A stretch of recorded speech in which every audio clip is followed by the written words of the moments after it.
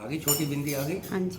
बोलिए सियापति रामचंद्र भगवान की, सीता माता की, भरत शत्रुघ्न की, वीर लक्ष्मण की, वीर हनुमान की, बोल साचे दरबार की। अंगद जी ने रावण को बहुत तरह से समझाया, लेकिन रावण तो अपनी घमंड में चूर था। उसको अपने आगे कुछ भी दिखाई नहीं दे रहा था। तब उसने राम के बारे में कुछ कटु शब्द कहे। अगुण अमान जानते ही दीन पिता बनवास, सो दुख अर जुबत विरह पुण्य निस दिन मम त्रास। सियावर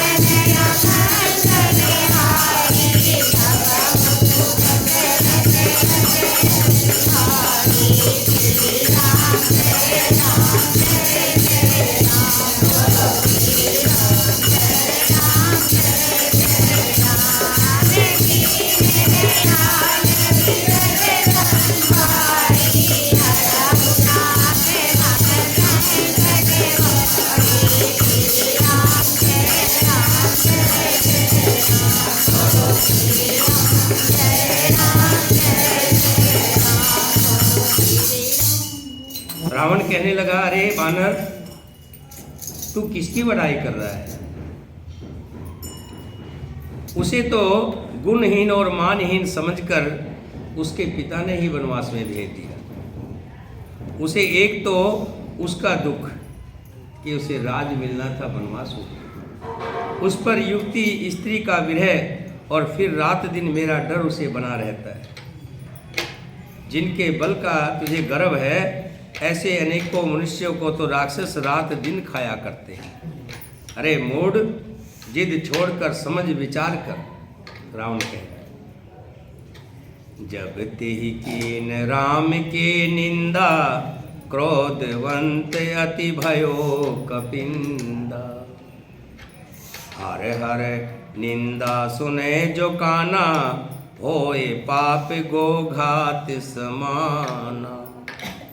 जब उसने श्री राम जी की निंदा की, तब तो कपि श्रेष्ठ अंगद अत्यंत क्रोधित हुए, क्योंकि शास्त्र ऐसा कहते हैं, जो अपने कानों से भगवान विष्णु और शिव की निंदा सुनता है, उसे गोवध के समान पाप लगता है। तब अंगद कहने लगे, गुल्लर फल समान तब लंका, बसो मध्य तुम जंतु असंका। मैं बानर फल खात न बारा, आयुष दीन न राम उदारा। हे रावण, तेरी लंका गुल्लर के फल के समान है। तुम सब उसके अंदर वास करने वाले कीड़े हो। मैं बंदर हूं, मुझे इस फल को खाते क्या देर लगेगी? पर कृपालु श्री राम जी ने वैसी आज्ञा नहीं दी, नहीं तो मैं अभी तेरे दांतों को तोड़ता और तेरे गालों को फोड़ता और सीता जी को ले जाता। जुगत सुनत रावण मुस्काई, मोड़ सिखे कहे बहुत झूठाई।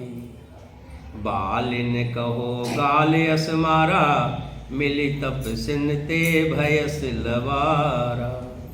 अंगद की बातें सुनकर रावण मुस्कुराया और बोला, अरे मूर्ख, बहुत झूठ बोलना तूने कहाँ से सीखा? बाली ने तो कभी ऐसा गाल नहीं मारा, ऐसी बातें नहीं कही। जान पड़ता है तू तपस्वियों से मिलकर लबार हो गया है, झूठा हो गया है। सोचूं मैं लबार भुजबिहा, जो ने उपारो तब 10 जिया। अंगद ने कहा, अरे 20 भुजाओं वाले, यदि तेरी 10 जीभें मैंने नहीं उखाड़ ली तो सचमुच ही मैं लबार ही हूँ। श्री राम जी के प्रताप को समझ करके, समझ राम प्रताप कपि कोपा, सभा मांझपन कर पद रोपा। तो अंगद ने कहा कि मैं अपना पैर जमाता हूँ, अगर तुम्हारे सेना में कोई भी बलशाली है जो मेरा पैर को उखाड़ देगा तो मैं समझ लूँगा कि सीता को हार जाऊँगा। जो मम चरण सकस सठ टारी, फिरे राम सीता में हारी। और कहा, रे मूर्ख, यदि तू मेरा चरण हटा सके तो श्री राम जी लौट जाएंगे और मैं वचन देता हूँ सीता जी को हार जाऊँ। सुनो सुभट सब कह 10 सीसा, पद गहे धरण पछारहूं कीसा। रावण ने कहा, हे सब वीरों सुनो, पैर पकड़कर बंदर को पृथ्वी से पछाड़ दो। इंद्रजीत आदिक बलवाना, हर्ष उठे जह तह भट नाना। झपटे कर बल विपुल उपाई, पद न डरे बैठ सिर नाही। इंद्रजीत आदि अनेकों बलवान योद्धा जहाँ तहाँ हर्षित होकर खड़े हुए। वे पूरे बल से बहुत उपाय करके झपटते हैं, पर पैर टलता नहीं है, हटता नहीं। तब सिर नीचा करके फिर अपने अपने स्थान पर जा बैठे। कोनी उठ झपट सुर आराती, टरैन किस चरण एही भाती। पुरुष कुजोग जिमे उर्गारी, मोह बिटप नहीं सकहीं उपारी। काकभूषण जी कहते हैं, वे देवताओं के शत्रु राक्षस फिर उठकर झपटते हैं, फिर पैर को उठाने की कोशिश करते हैं, परंतु हे सर्पों के शत्रु गुरुड़ जी, अंगद का चरण उनसे वैसे ही नहीं टलता जैसे विषयी पुरुष मोह रूपी वृक्ष को नहीं उखाड़ सकता। कोटन मेघनाथ सम, सुभट उठे हर साय। झपट टरैने कपि चरण, पुन बैठ सिर नाय सिया।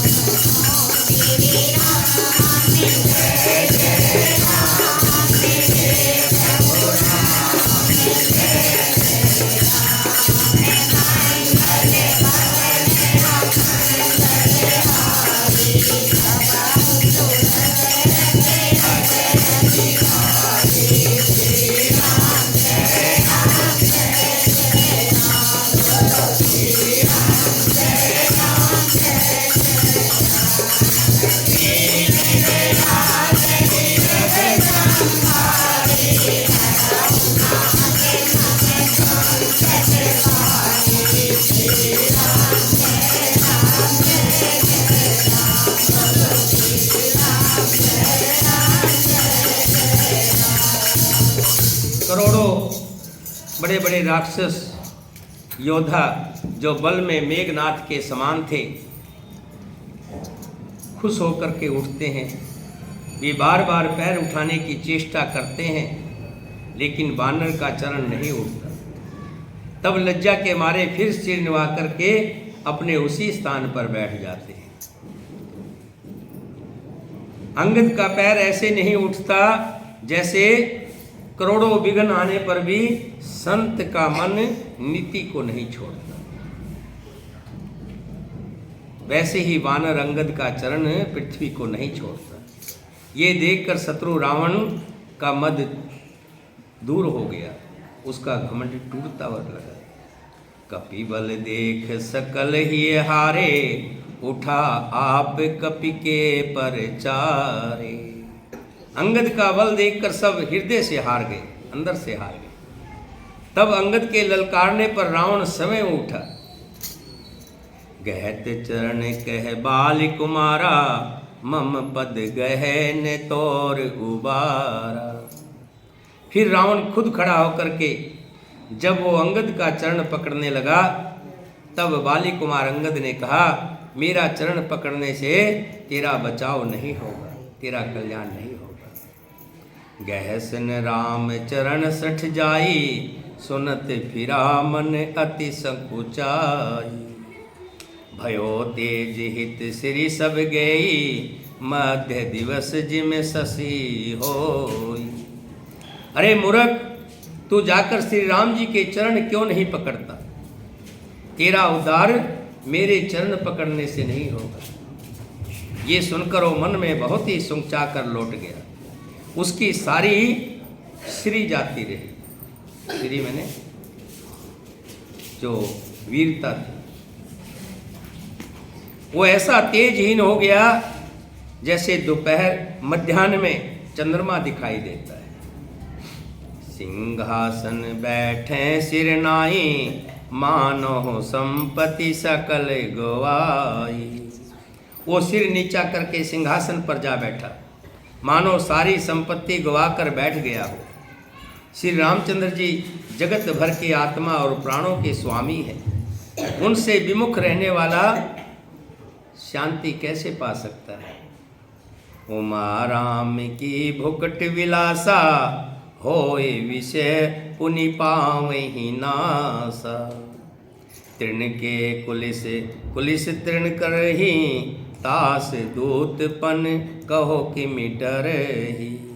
शिव जी कहते हैं, हे उमा, जिन श्री राम जी के भ्रु विलास भोग के इशारे से विश्व उत्पन्न होता है, संसार उत्पन्न होता है, और फिर भोग के इशारे से ही नाश होता है। जो तृण को वृज और वृज को तृण बना देते हैं, अत्यंत निर्बल को महान प्रबल और महान प्रबल को अत्यंत निर्बल कर देते हैं, उनके दूत का प्रण कहो कैसे टल सकता है? पुण्य कपि की नीत विधि नाना, मानन ताहे काल निवराना। रिपु मद मथ प्रभु सुजस सुनायो, यह कह चलो बाल नृप जायो। फिर अंगद ने अनेकों प्रकार से नीति कही, पर रावण नहीं माना, क्योंकि उसका काल निकट आ गया था। शत्रु के गर्भ को चूर करके अंगद ने उसको प्रभु श्री रामचंद्र जी का सुयश सुनाया। फिर वो राजा बाली का पुत्र यह कहकर चल दिया, हतो न खेत खिलाए खिलाए, तो ये अब का करो बड़ा। प्रथम तास तने कपि मारा, सो सुन रावण भयो दुखारा। अंगद जी कहने लगे, रणभूमि में तुझे खिला खिला कर नहीं मारूं, तब तक अभी से पहले क्या बड़ाई करूं। अंगद ने पहले ही सभा में आने से पहले ही उसके पुत्र को मार डाला था। वो संवाद सुनकर रावण और भी दुखी हो गया। जातु धाने अंगद पन देखी, भयो व्याकल सब भय विशेषी। अंगद का प्रण सफल देखकर सब राक्षस भय से अत्यंत व्याकुल हो गए। रिपु बल धरस हरस कपि, बाल तने बल पूंज। पुलक शरीर नैन जले, गए राम पद कंज से आवै।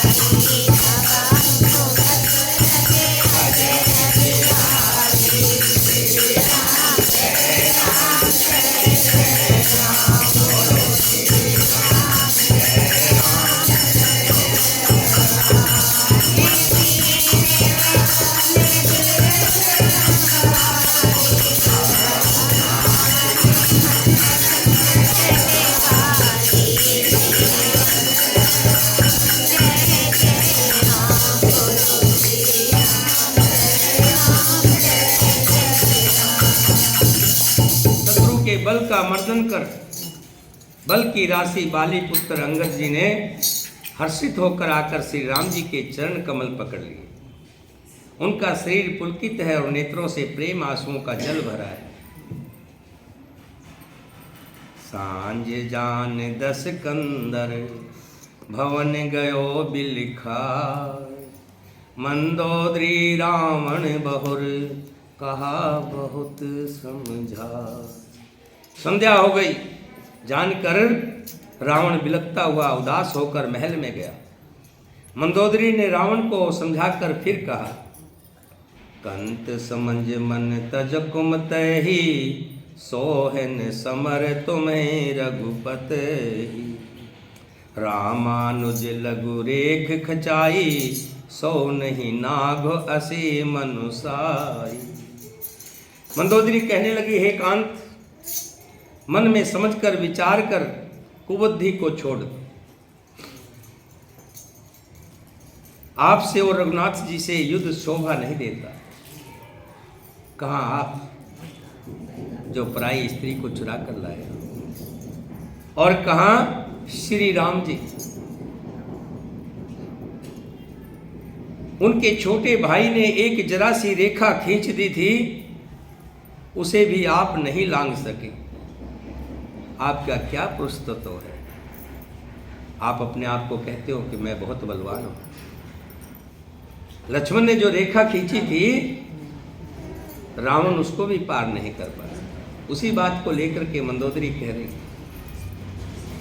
पिए तुम ताहे जितव संग्रामा जाके दूत केर यह कामा। कौतुक सिंध नाग तब लंका आयो कपि के हरे असंका। हे प्रीतम, आप उन्हें संग्राम में जीत पाएंगे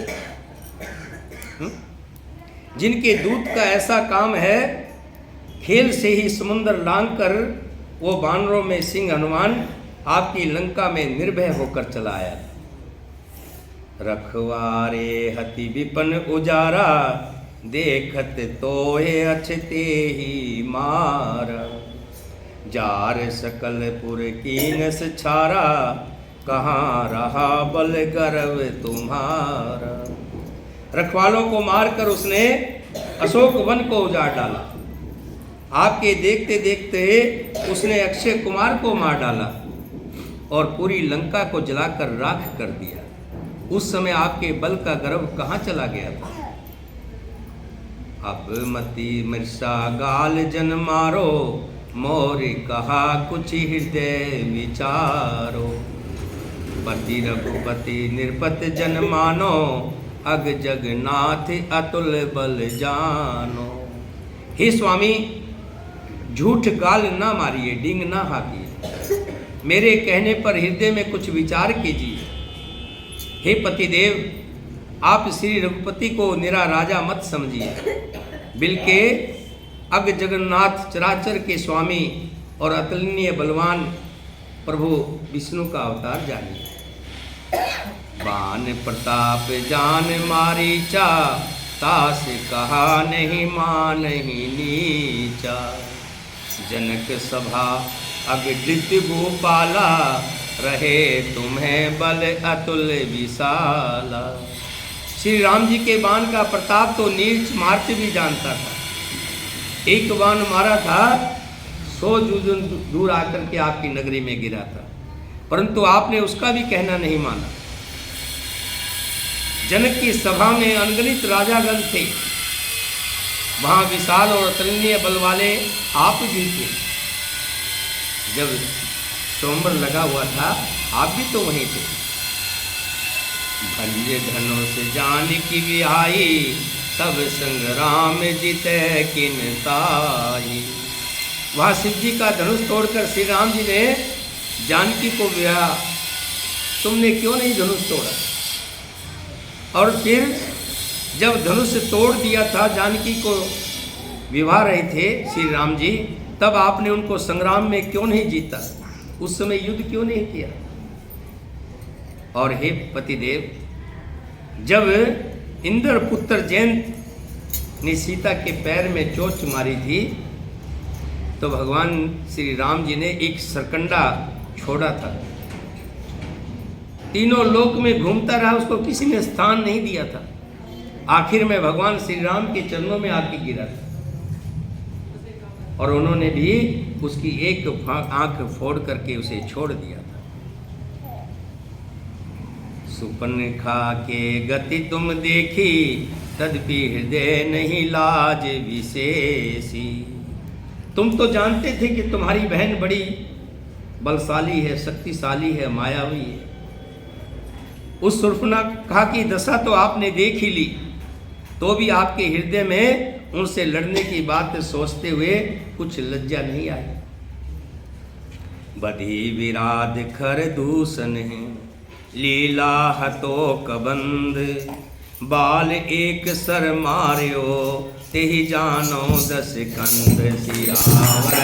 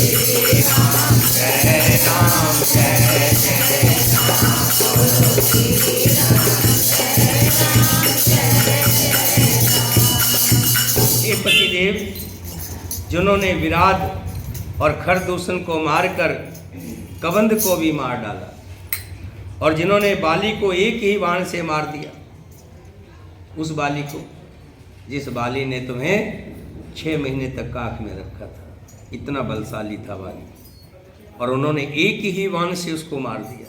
हे दशकंद, आप उन्हें महत्व नहीं दे रहे, आप समझ नहीं रहे। अब भी जान लीजिए, मेरे सुहाग को मत उजाड़िए। जेहि जलनाथ बधायो हेला, उतरे प्रभु दल सहित सुबेला। जिन्होंने खेल में ही समुद्र को बंधा लिया, और जो प्रभु सेना सहित सुबेल पर्वत पर आ गए, उन सूर्य कुल के ध्वजारूप कीर्ति को बढ़ाने वाले करुणामय भगवान ने आप ही के हित के लिए दूत भेजा है।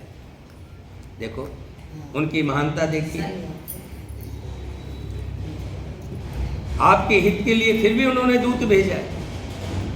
सभा मांझे जेहि बल तब बल मंथा, कर वरुथ बहु मृगपति जय था। अंगद हनुमंत अनुचर जाके, रण वाक रे वीर अति वाके। जिसने बीच सभा में आपके बल को उसी प्रकार से मत डाला, जैसे हाथियों के झुंड में आकर सिंह उन्हें से छिन भिन कर डालता है। रण में बाके अत्यंत विकट वीर अंगद और हनुमान जिनके सेवक हैं, हे पतिदेव, उन्हें आप बार बार मनुष्य कहते हैं। आप व्यर्थ ही मान ममता और मद का बोझ ढो रहे हैं।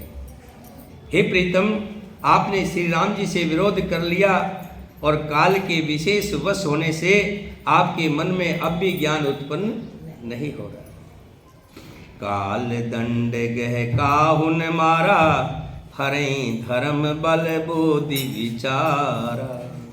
निकट काल जेहि आवत साईं, तेहि भरम होए तुम्हारे नाई। काल दंड, काल की लाठी लेकर किसी को नहीं मारता। काल कभी सीधा आता है क्या? काल तो किसी न किसी बहाने से आता है। काल कभी लाठी लेकर के सीधे किसी को नहीं मारता।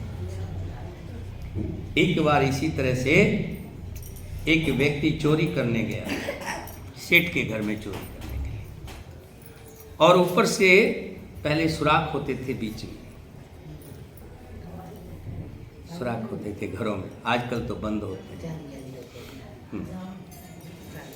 वो चोर रस्सी के द्वारा नीचे आ रहा है, रस्सी बांधी और नीचे आ रहा है। नीचे सेठ अपनी चारपाई पर सोया हुआ है। जैसे ही चोर बीच में आया, आधे रास्ते आया, तो ऊपर से एक सांप उसी रस्सी के द्वारा नीचे आ रहा है। अब चोर की ये हालत हो गई कि अगर उसको छोड़ता है, रस्सी को छोड़ता है, तो सेठ जी जाग जाएगा और पकड़ा जाएगा। अगर रस्सी को नहीं छोड़ता है तो सांप आएगा और उसको खा जाएगा।